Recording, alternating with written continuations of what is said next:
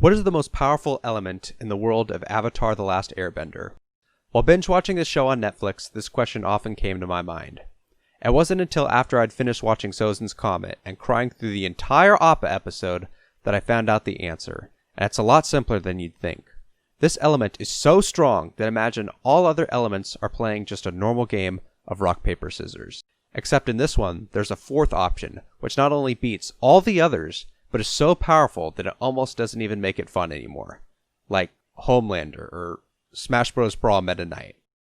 That element is air! I'm going to tell you why air beats not only each individual element, but how it beats the most powerful form of bending in the Avatar world. Let's begin with water. Round one, fight!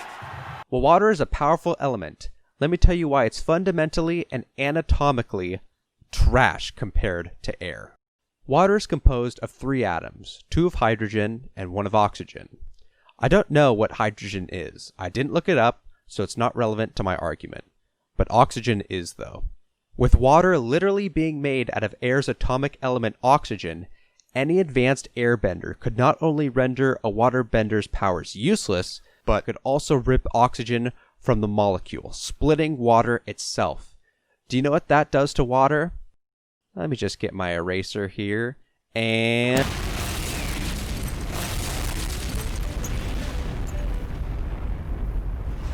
fire, the incels of the Avatar world. Firebenders are driven by rage and overcompensation in order to try to dominate something, in this case the world.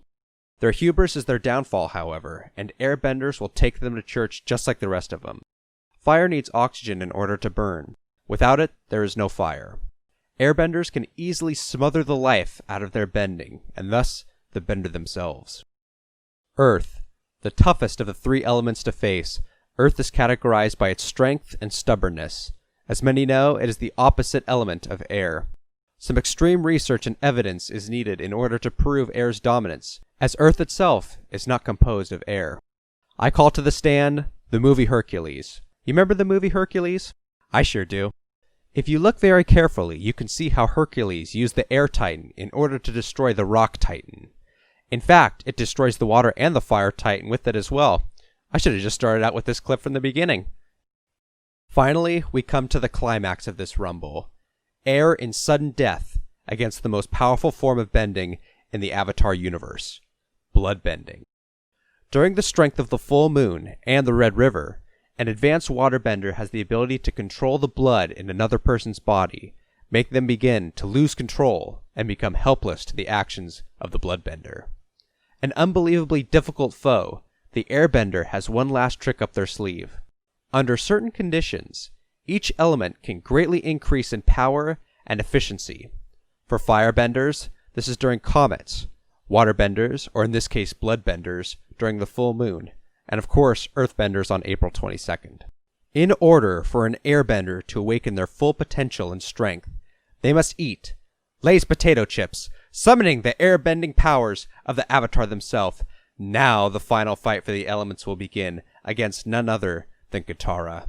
Katara attacks first, locking Aang's arms together to stop him from bending. The fight looks finished already, but with Aang's devilishly good looks and Lay's surging through his veins, he winks at Katara, literally taking her breath away. She collapses, gasping for air and begging for mercy.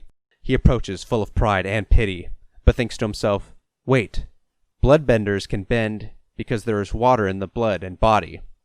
Blood is made up of water. Water has oxygen in it, and Aang controls oxygen. Yeet! In conclusion, air is the best. It has now been scientifically proven to be the strongest element in the universe, so there can't be any logical counter-arguments. Thank you for coming to my TED Talk.